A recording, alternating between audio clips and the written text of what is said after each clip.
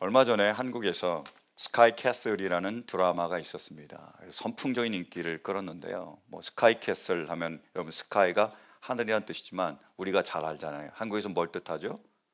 S 서울대, K 고려대, Y 연세대를 뜻하잖아요. 그 명문 대학을 의미합니다. 그래서 스카이 캐슬이라는 것은 어떤 드라마냐면 그 상위 0.1%, 0.1%의 그 상위 그 그룹에 해당되는 사람들만 사는 그런 큰 맨션, 그런 타워 아파트가 있습니다. 캐슬과 같은 거죠. 스카이 캐슬.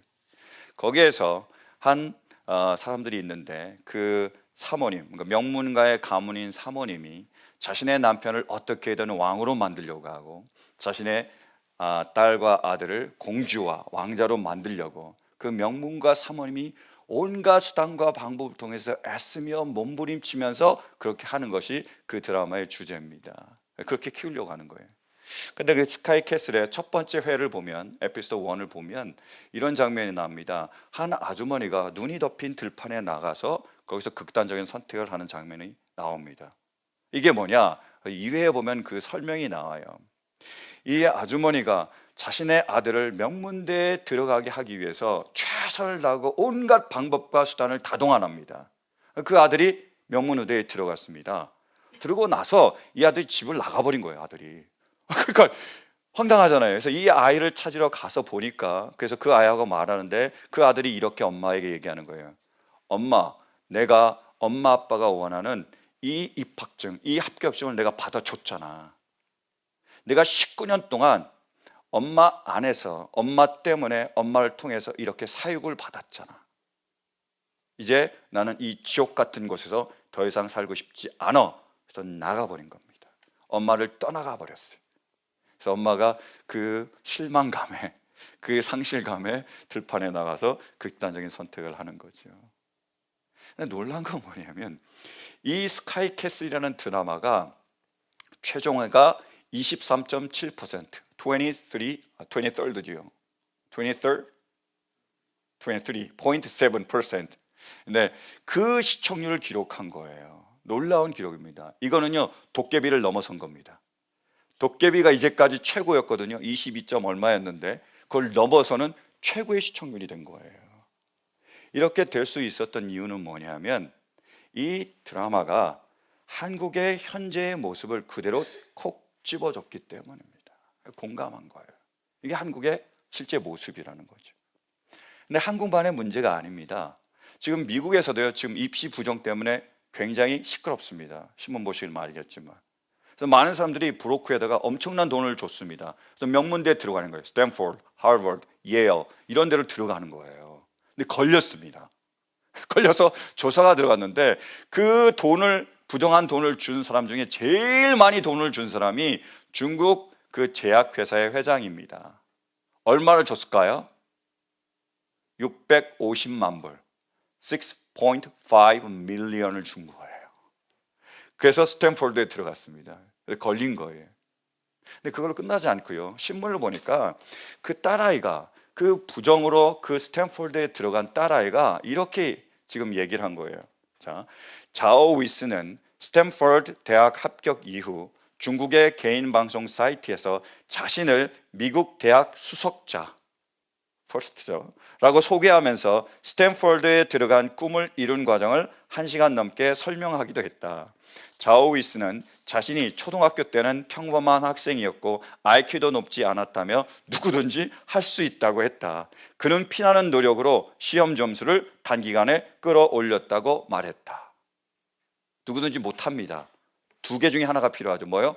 공부를 잘하거나 돈이 6.5 밀리언 있거나. 이거예요. 이겁니다. 지금 안타까운 건 뭐냐면 우리 아이들이 이런 세상에 내던져졌다라는 거예요. 저는 이 세상을요, 이렇게 얘기합니다. Game of Thrones, 왕좌의 게임. 왕좌의 게임을 하고 있는 거예요. 그래서 어떻게든 이겨야 됩니다. 그래서 그 자리에 스론에 왕좌에 올라와야 돼요. 그래서 내 나라를 통치하고 내가 다스리고 지배하고 모든 것을 다 가질 수 있는 거죠. 만약 그 게임에서 지면요, 다 내어놓아야 됩니다. 아무것도 없는 거예요. 그러니까 어떻게든 뭐예요? 올라가려고 하는 거예요. 어떤 수단과 방법을 통해서도 내가 그 자리를 차지해야지, 내가 그 자리에 올라야지 라고 그들이 몸부림치고 있다는 거죠. 그렇잖아요. 그래서 어떻게 되죠? 그 과정 가운데 상처받고 고통당하고 병들어가고 있고 죽어가고 있습니다. 실제로 우리 아이들이요, 죽어가고 있다는 거예요. 여러분, 우리 자녀들은 어떻습니까? 우리 자녀는 지금 안녕합니까? 우리 자녀들은 이 세상 자녀들과 달리 주님 안에서 잘 양육되고 있습니까? 5월 5일은 한국에서 어린이날입니다. 그래서 5월은 가정의 달이에요. 이 가정의 달, 어린이날을 맞이해서 주님께서 우리에게 주신 이 말씀이 바로 예수님을 만난 회당장의 딸, 야이로의 딸에 대한 이야기입니다. 저는 이 말씀을 통해서 우리 모두가 주님 안에서 우리 자녀들을 바르게 인도할 수 있는 그 지혜를 발견할 수 있기를 간절히 바랍니다. 우리 자녀들을 우리가 이 세상에서 그 세상에 휩쓸려 가지 않는 정말 하나님의 나라와 의를 위하여 쓰임받고 그 길을 걸어갈 수 있는 자녀들로 양육할 수 있는 그 크신 은혜가 있기를 간절히 축원합니다. 오늘 말씀을 보면 유대인의 회당, 커뮤니티를, 시나고그를 담당하고 있는 리더 장이 있습니다. 이 장의 이름이 야이로인데요, 야이로에게 딸이 있었어요. 근데 이 딸이 병이 걸렸습니다. 죽어가고 있었어요. 그러자 이 딸을 살리기 위해서 그 회당장 야이로가 예수님을 찾아옵니다. 그 예수님, 촌구석 나사렛 출신 가난한 그 청년의 발 앞에 철퍼덕 무릎 꿇는 거예요. 회당장입니다. 명예와 지위를 가지고 있는 분인데 모든 체면도 모든 자존심도 다 팽개치고 제발 우리 딸 아이만 살려달라고 예수님께 간청을 해요. 예수께서 그 간청을 들으시고 이 딸 아이를 살려주기 위해서 그 회당장의 집으로 찾아갑니다. 그 딸을 만나 주셨고요, 다시 살려주셨어요. 우리에게 이런 은혜가 있기를 간절히 바랍니다. 우리 자녀들에게도 다시 살아나는 그런 크신 축복이 있기를 간절히 축원합니다. 예수님은요, 어떻게 그럼 구체적으로 그 딸아이를 살리셨을까요? 첫 번째로요, 예수님은 어지러운 것을 치워주심으로써 딸아이를 살리셨습니다. 어지러운 걸 치워주셨어요. 보실까요? 38절이요. 그들이 회당장의 집에 이르렀다. 예수께서 사람들이 울며 통곡하며 떠드는 것을 보시고, 예수님이 그 집에 가보니까 딸아이가 죽었다라는 거예요. 그러니까 난리가 났습니다. 어떻게 했죠? 그들이 막 울고 있었어요. 막 통곡하고 있었습니다. 또요, 떠들고 있었습니다. 굉장히 소란스럽고 굉장히 시끄럽고 굉장히 어지러운 상태였어요. 예수님이 어떻게 하셨습니까? 39절이요. 함께 봉독합니다. 시작. 들어가셔서 그들에게 말씀하셨다. 어찌하여 떠들며 울고 있느냐? 그 아이는 죽은 것이 아니라 자고 있다. 울지 말라는 거예요. 떠들지 말라는 거예요. 그렇게 어지럽게 소란스럽게 할 필요가 없다라고 예수님께서 말씀하셨습니다. 근데 그들이 어떻게 반응하죠? 40절이요. 그들은 예수를 비웃었다. 비웃었습니다. 더 소란스러진 거예요. 더 떠들고 더 어지러진 겁니다. 예수님께서 어떻게 하시죠? 그러다 예수께서는 그들을 다 보내신 뒤에 말씀하십니다. 예수님께서 소란스럽게 떠들고 어지럽게 하는 사람들을 어떻게 했다고요? 다 내보내셨습니다. 세 번은 아주 점잖게 표현했는데요, 원어로 살펴보면 이거는 ekballo라는 단어입니다. 내보내는 정도가 아니고 내쫓는 거예요. 시끄럽다, 필요 없다, 너희 어지럽게 하지 말고 싹 나가라 해서 내쫓으셨습니다. 그리고 그 딸아이를 치유하신 거예요. 살리신 겁니다. 우리 자녀가 살아나기 위해서 필요한 게 뭐라고요? 그 아이들을 어지럽게 하고 혼돈과 무질서로 끌고 가는 것, 몰고 가는 그 모든 것들 정리해주고 치워줘야 하는 겁니다. 부모의 역할이에요. 여러분, 한자성어에 견물생심이라는 단어가 있습니다. 우리 아이들은 어려울 텐데요, 견물생심이 뭐죠? 무엇을 보면 마음이 생긴다, 마음이 동한다, 움직이는다라는 뜻입니다. 대체 하나님께서 천지를 창조하셨습니다. 아담과 하와를 창조하셨어요. 그들에게 선악과를 따먹지 말라라고 말씀하셨습니다. 근데 간사한 뱀이 혼자 있는 하와를 찾아왔습니다. 유혹하기 시작하는 거예요. 다 먹어도 돼. 하나님 같이 될까? 막 유혹합니다. 그러니까 이 하와가 흔들린 거예요. 하와가 유혹을 받았을 때 제일 먼저 한 게 무엇이었을까요? 보시겠습니까? 창세기 3장 6절. 자, 함께 봉독합니다. 시작. 여자가 그 나무의 열매를 보니 먹음직도 하고 보암직도 하였다. 그뿐만 아니라 사람을 슬기롭게 할 만큼 탐스럽게 한 나무였다. 그 여자가 그 열매를 따서 먹고 함께 있는 남편에게도 주니 그도 그것을 먹었다. 아멘. 그가 사단의 유혹, 뱀의 유혹을 받았을 때 먼저 한 게 뭐라고요? 선악과를 봤습니다. 이제까지는 따먹으면 죽으리라고 말씀하셨으니까 쳐다보지도 않던 그 선악과를 유혹을 당하니까 유혹을 받을 때 봤습니다. 보니까 어떻게 됐다고요? 보암직도 하고 먹음직도 하고 탐스러운 겁니다. 그리드가 생긴 겁니다. 디자일이 생긴 거예요. 그래서 어떻게 됐죠? 따먹었습니다. 남편에게까지 줘서 같이 죽은 거예요. 이런 일이 벌어졌습니다. 봤습니다. 위대한 하나님의 사람 다윗도 마찬가지였어요. 위대했지만 마찬가지였습니다. 다윗이 암몬과의 전쟁이 있었는데 신하들 다 전쟁에 내보냅니다. 자기 혼자 남았어요. 그러니까 심심해서인지 왕궁 위에 팰리스 위에 올라갔습니다. 그래서 옥상을 거니는 거예요. 루프를 딱 거닐 때 어떤 일이 벌어졌을까요? 보시겠습니까? 사무엘하. 자, 어느 날 저녁에 다윗은 잠깐 눈을 붙였다가 일어나 왕궁의 옥상에 올라가서 거닐었다. 그때 그는 한 여인이 목욕하는 모습을 옥상에서 내려다 뭐요? 보았다. 그러자 어떻게 됐죠? 그 여인은 아주 아름다웠다. 뭐 했습니까? 여인을 봤습니다. 마음이 동한 거죠. 그래서 그 여인을 강제로 취하게 된 겁니다. 살인까지 하게 돼요. 어떻게 하니까요? 보는 거. 견물생심입니다. 얼마 전에 제가 신문에서 하버드대 수석으로 퍼스트로 들어간 아이, 그 여학생의 기사를 읽었습니다. 저도 딸아이가 있으니까, 자녀가 있으니까 굉장히 궁금하더라고요. 그래서 비결이 뭔가 제가 유심히 봤습니다. 여러 가지 얘기를 했지만 그 중에 하나가 이런 거예요. 저는 공부할 때 스마트폰을 제가 보이지 않는 곳에 둡니다. 그래서 공부하는 동안에는 절대로 스마트폰을 만지지 않습니다. 그러니까 집중할 수 있었습니다. 이렇게 얘기하더라고요. 안 보이게 하는 거예요. 치워준 겁니다. 근데 우리 딸들을 보니까 쉽지 않을 것 같아요.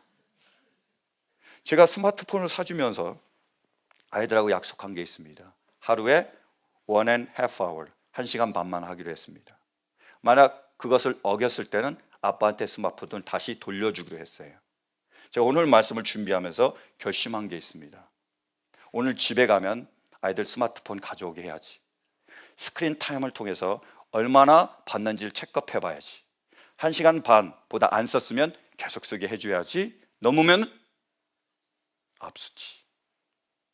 그래서 한 달 동안 못 쓰게 해야지. 제가 결심했습니다. 누군가는 지금 떨고 있을 거예요. 근데 저는 우리 아들을 사랑하니까 혼자서 치울 수 없으니까 아빠가 치워주는 거예요. 저는 좋은 아빠입니다. 여러분, 바울 사도가 우리에게 이렇게 권면하고 있습니다. 보실까요? 데살로니가전서 5장 함께 공부합니다. 시작. 모든 것을 분간하고 좋은 것을 굳게 잡으십시오. 갖가지 모양의 악을 멀리 하십시오. 아멘. 우리에게 분간해야 됩니다. 디선해야 되는 거예요. 그리고 무엇이 좋은지 무엇이 나쁜지를 봐줘야 됩니다. 좋은 건 어떻게 해요? 보여줘야 돼요. 그 아이들의 꿈과 비전과 그들의 그 모든 것들을 할 수 있도록 보여줘야 되지만 나쁜 건 뭐예요? 치워줘야 됩니다. 이것이 부모의 사랑이에요. 사랑하는 성도님, 정말 우리 자녀들이 살아나기를 원하십니까? 그렇다면 우리 아이들에게 악은 모든 모양이라도 치워줄 수 있길 간절히 바랍니다. 그때 우리 아이들이 살아날 줄로 믿습니다. 두 번째로, 예수님은 어떻게 그 딸아이를 살리셨느냐? 그 딸의 손을 잡아줌으로 그 아이를 살리세요. 보실까요? 41절이요. 자, 그리고 아이의 손을 잡으시고 말씀하셨다. 달리다금. 이 아이에게 찾아와서 예수님은 그 아이의 손을 만지셨습니다. 그래서 그 아이를 살리신 거예요. 우리 자녀들이 살아나기를 원한다면 우리도 그 아이들의 손을 잡아줘야 됩니다. 그래서 누구가 얘기한 것처럼 터치가 필요하다, 스킨십이 필요하다. 그래서 우리 아이들의 하루에 한 번씩 꼭 안아줘야 된다, 키스도 해줘야 된다. 그래서 사랑한다고 얘기도 해줘야 된다, 이렇게 얘기를 하더라고요. 그것도 중요하지만 더 나아가서요, 우리 아이들에게 필요한 건 뭐냐면 그 아이들 관계로, 릴레이션십으로 우리가 초청해야 된다는 거예요. 우리 아이들을 예수님과의 관계로, 사람과의 관계로 초청해야 됩니다. 예수님께서 하신 게 그거예요. 예수님께서 이 아이의 손을 잡고 이 아이와 터치하고 이 아이와 관련을 맺으면서 이 아이를 예수님과의 관계로, 그리고 사람과의 관계로 초청하신 겁니다. 제가 정말로 좋아하는 기도문이 있습니다. 늘 묵상하면서 늘 같이 기도하는 기도문이 있는데요, 바로 예수님의 기도문입니다. 예수님께서요, 제자들을 떠나보내시면서 마지막으로 제자들을 위해서 간절히 기도하신 기도가 있습니다. 보실까요? 요한복음 17장. 자, 함께 봉독합니다. 시작. 아버지께서 내 안에 계시고 내가 아버지 안에 있는 것과 같이 그들과 하나가 되어서 우리 안에 있게 하여 주십시오. 그래서 아버지께서 나를 보내셨다는 것을 세상이 믿게 하여 주십시오. 아멘. 예수님께서 마지막으로 기도를 뭐 하시죠? 아버지, 제가 아버지 안에 있잖아요. 아버지가 제 안에 계십니다. 마찬가지로 저들도 우리 안에 거하게 해주세요. 저들도 서로가 서로 안에 거하게 해주세요. 저들을 관계로 이끌어 주세요. 단절돼 있고 소외돼 있고 끊어져 있고 이기심 때문에, 자신의 벽 때문에, 자신의 함정 가운데 갇혀 있는 그들이 거기서 나올 수 있도록 서로가 서로를 이해해주고 사랑하고 알아주고, 그래서 하나가 되는 그 관계 가운데로 나올 수 있도록 예수님이 기도하셨습니다. 우리 아이에게 이것이 필요합니다. 어떤 성도님이 이런 말씀을 하시더라고요. 이 성도님이 한국에 있는 그런 친구들과 단톡방을 여셨습니다. 그래서 서로 이제 막 주고받는 거예요. 학교 동창들인가 봐요. 그래서 막 주고 뭐 인사도 나누고 어떻게 지내냐도 나누고 하는데, 이제까지 한 번도 그 성도님에게 연락도 없고 뭐 하는 척도 안 하고 그런 한 친구가 갑자기 어느 날 굉장히 연락도 많이 하고 안부도 묻고 친하게 다가오기 시작했습니다. 그 성도님이 이게 웬일이지? 얘가 왜 이러지? 라고 생각을 했는데, 나중에 알고 보니까 그 친구의 따님이 결혼하셨어요. 그래서 미국에 여행으로 오게 된 겁니다. 그래서 미국에 우리 딸이 가니까 우리 딸 좀 잘 봐달라고 부탁하려고 한 거였어요. 어떻게 합니까? 보이지만, 뻔히 보이지만 그래도 친구의 딸이니까 잘 대해주고 잘 보살펴주고 그리고 잘 할 수 있도록 도와줬습니다. 그런데 그 여행을 다 끝나고 그 따님이 떠나는데 입 싹 닦아버린 거예요. 고맙다는 말도 없고 간다는 말도 없고 그냥 가버린 겁니다. 친구도 그 다음부터 딱 끊어버렸습니다. 연락이 없는 거예요. 아무 말도 안 하는 거예요. 너무 좀 너무하지 않냐? 이런 생각을 하시게 됐죠. 그리고 또 얼마가 지났습니다. 그렇게 연락 없이 지내다가 다시 또 연락이 오기 시작했습니다. 뭐 사진도 보내고 뭐 이렇게 계속 또 연락이 오기 시작한 거예요. 이게 또 웬일이지? 라고 알아보니까 이번에는 둘째 딸이 미국에 오는 거예요. 유학으로. 그래서 유학에 와서 차를 사야 되니까 코사인 좀 해달라고 부탁을 하는 겁니다. 이분이 어떠겠어요? 그 마음이. 어렵지 않은 그러한 일이잖아요. 카톡이라도 보내고 안부를 묻고 그렇게 할 수 있는데 안 하는 게 아니고 못하는 겁니다.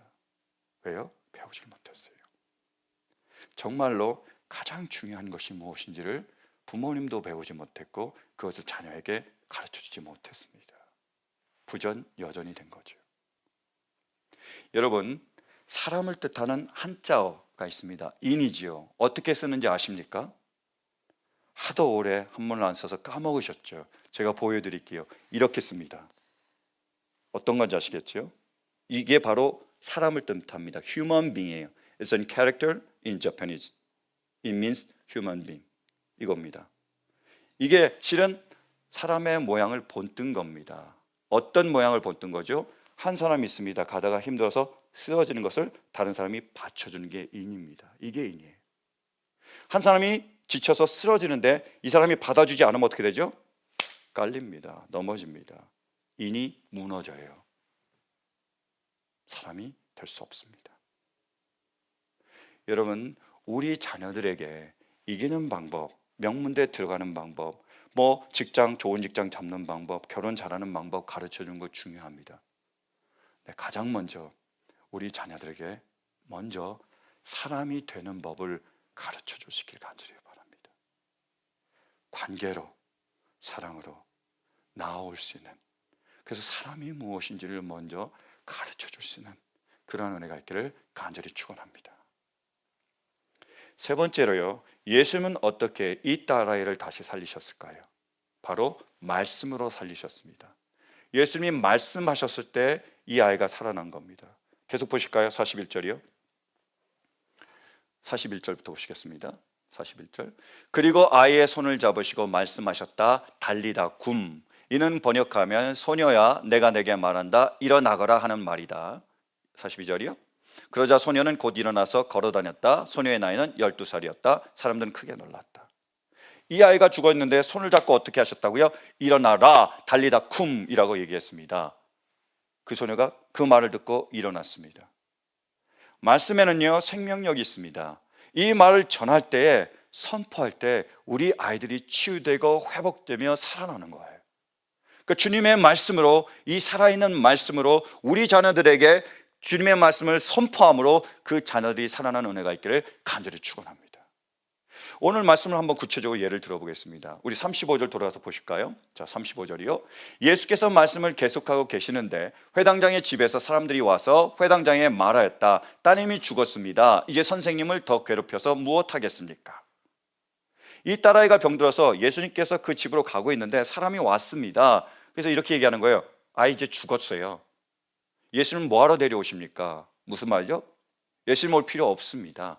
예수님 와도 죽었으니까 끝장났어요. 이 아이는 죽었습니다. 더 이상 소망이 없습니다. 절대로 안 됩니다. 라고 얘기를 한 거죠. 근데 예수님은 뭐라고 말씀하셨습니까? 보실까요? 예수께서 이 말을 곁에서 들으시고서 회당장에게 말씀하셨다. 두려워하지 말고 믿기만 하여라. 두려워 마, 흔들지 마라. 세상의 소리에 귀를 기울이지 마라.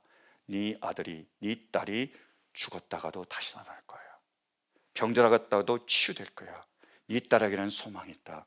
네 딸은 다시 달리다금 일어나게 될 거야. 네가 그것을 믿느냐라고 말씀하셨습니다.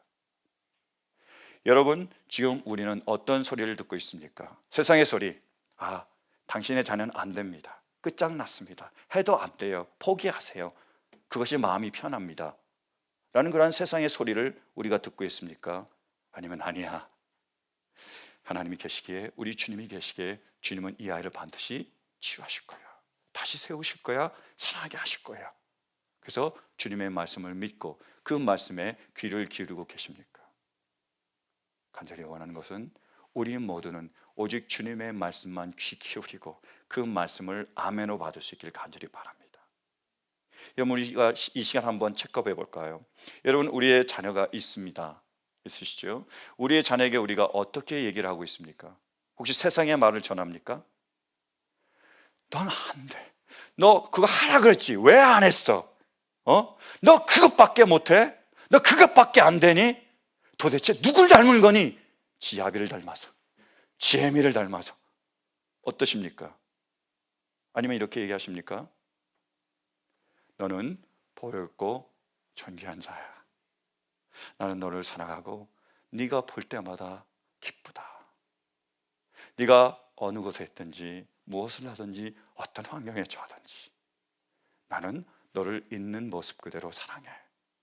왜냐하면 우리 하나님께서 너를 그렇게 사랑하시기 때문이야. 아빠는, 엄마는 믿는다. 내가 지금은 이렇게 어렵고 실패하고 실수할지도 모르지만 그러나 반드시 주님께서 너를 일으켜 세우시고 하나님의 나라와 의를 위하여 귀하게 사용하실 것을 믿어. 아빠가, 엄마가 너를 사랑해 라고 얘기해 주고 계십니까? 여러분, 믿음이란 그들이 실패할 수 있는 여유를 주는 겁니다. 믿음이란 그들이 공사 중인 것을 받아주는 겁니다. 믿음이란 예수님께서 그들을 다시 살리실 것을 소망하며 기다려주는 것입니다. 여러분, 정말로 우리가 예수님을 믿는다면, 예수님이 우리 자녀들을 다시 살릴 줄로 믿는다면 예수님을 믿기에 우리 자녀들을 믿어줄 수 있길 간절히 바랍니다. 그리고 그 아이들에게 세상의 말이 아닌 우리 예수님의 말씀을 전해줄 수 있길 바랍니다. 예수님 뭐라고 말씀하셨죠? 너는 내 사랑하는 자요, 내가 기뻐하는 자다. 너는 보배롭고 존귀한 자녀다. 내가 어떤 모습이든지 주님은 우리를 사랑하셨습니다. 우리가 이렇게 주님의 말씀만을 선포하며 전할 때 그 말씀을 받고 우리 자녀들이 달리다금 일어나게 될 줄로 믿습니다. 여러분, 온전히 주님의 말씀만을 전하는 그러한 좋은 부모들이 될 수 있기를 간절히 축원합니다. 그런데요, 가장 중요한 것이 있습니다. 그것은 뭐냐면 이 딸은 예수님을 만남으로 다시 살아났습니다. 중요한 건요, 이 딸이 예수님을 만났기 때문에 다시 살아나는 거예요. 만약 이 딸이 예수님을 만나지 못했다면 다시 살아날 수가 없는 겁니다. 오늘 말씀을 자세히 연구해 보면요, 이 말씀은 샌드위치 구조로 되어 있습니다. 첫 번째, 야이로가 예수님을 찾아가요. 그래서 예수님을 모셔서 집으로 모시고 가고 있었습니다. 근데 그 중간에 갑자기 혈루병 여인이 나타납니다. 그 여인이 예수님과 만나서요, 그 병이 치유가 돼요. 그리고 나서 다시 또 길을 가기 시작해서 야이로의 집에 가서 그 딸아이를 만나서 딸아이를 치유하는 거예요. 이 혈루병 여인의 이야기가 거기에 끼어 있는 거죠. 근데 이 혈루병 걸린 여인은 자기가 병이 걸렸을 때 자신의 힘으로, 노력으로 이 병을 치유하려고 합니다. 그래서요, 용하다는 용한 의사는 다 찾아가 보는 거예요. 12년 동안을 그렇게 헤맸습니다. 근데 병은 낫지 않고 재산만 다 날렸어요. 근데 12년이 지났을 때 이 여자는 드디어 예수님을 찾아갑니다. 예수님을 만남으로 그 병이 깨끗하게 단번에 치유가 됩니다. 그리고 나서 예수님은, 이 혈루병 여인을 치유하신 예수님은 야이로의 집에 가서 그 딸을 치유하시죠. 질문 하나 드릴까요? 그 딸의 나이가 몇 살이었을까요? 12살이었습니다. 혈루병 여인은 12년 동안 헤맸고 이 딸은 12년 동안 마찬가지로 예수님을 만나지 못한 거예요. 그 딸아이는 회당장의 딸입니다. 좋은 교육을 받고 그리고 부유한 그러한 집안에서 아무런 부족함 없이 자랐을 수 있어요. 우리가 얘기하는 스카이캐슬, 그 안에 살았을지도 모릅니다. 근데 이 아이가 어떻게 되고 있었죠? 병들어서 점점 죽어가고 있었습니다. 아직 예수님을 못 만났기 때문이었죠. 언제 다시 살아납니까? 예수님을 만났을 때. 그 여인이 예수님을 만났을 때 치유된 것처럼 똑같습니다. 누구든지 간에 이 딸아이도 예수님을 만남으로 치유가 된 겁니다. 간절히 원하는 것은 우리가, 우리의 자녀들이 예수님을 만날 수 있는 은혜가 있기를 간절히 축원합니다. 국민일보에 한 청년의 간증이 실렸습니다. 이 이야기로 말씀을 마치기 원하는데요, 제가 그 간증 그대로 소개해 드리겠습니다. 태어난 지 얼마 되지 않아 부모님이 이혼을 하여 나는 할아버지, 할머니 품에서 자랐다. 초등학교 때 아버지가 나를 키우겠다며 갑자기 찾아와 새어머니와 배다른 남동생 2명과 함께 살게 되었다. 아버지는 매일 술에 취해 들어오셨고 새어머니와 자주 다투었다. 그때마다 새어머니는 화풀이로 나에게 욕을 하며 때렸고 밥을 주지 않을 때도 있었다. 지옥 같은 생활에 도저히 견딜 수 없어 어느 날 새벽에 도망쳐 할아버지 집으로 갔다. 이렇게 어린 시절 나는 고아와 같이 외롭게 방황하며 무책임한 부모님을 원망하며 살았다. 이런 힘든 시간들을 보내고 중학교 때 댄스 서클에 들어가 친구들과 춤을 추며 슬픔을 잊었고 군에서 나온 뒤에는 휴대폰 판매 일을 했다. 매장에서 받은 스트레스를 새벽에 될 때까지 술을 마시며 풀곤 했다. 어려서 성인이 될 때까지 정말 힘든 나날이었다. 그러던 어느 날 일하다가 속이 메스꺼워 토했는데 입에서 핏덩어리가 쏟아졌고 죽음에 대한 공포가 밀려왔다. 진단결과 결핵으로 폐가 3분의 1밖에 남지 않았다고 했다. 전염 때문에 독실에 입원을 해야 했지만 병원비가 없어 6개월 동안 집에서 혼자 지냈다. 고통과 극도의 외로움으로 우울증이 찾아왔고 결국 자살을 결심했다. 그런데 두려워 시도하지 못하고 무작정 믿지 않던 하나님을 부르며 제발 살려달라고 기도했다. 다행히 치료가 됐지만 다시 방탕한 삶으로 돌아갔다. 어느 날 매장에 한 여성이 들어와 상담을 하는데 마치 천사 같았다. 용기를 내서 연락을 했고 결국 자매가 다니는 교회까지 갔다. 생전 처음 교회 가니 모든 것이 혼란스러웠다. 그런데 모두가 확신에 찬 기도를 했고 목사님은 부활을 반복하여 말씀하셨다. 어느 날 리더 형이 성자 하나님이 이 땅에 오셨는데 우리가 그분을 알아볼 수 있도록 미리 약속을 해놓으셨어 라며 예언의 말씀들을 찾아주었다. 정말 예수님께서 이루신 모든 것이 구약의 예언이 되어 있었다. 그리고 에베소서 1장에 그 능력이 그리스도 안에서 역사하사 죽은 자들 가운데서 다시 살리시고 하늘에서 자기의 오른편에 앉히사, 이 말씀을 통해 예수님이 누구신지 정확히 보였다.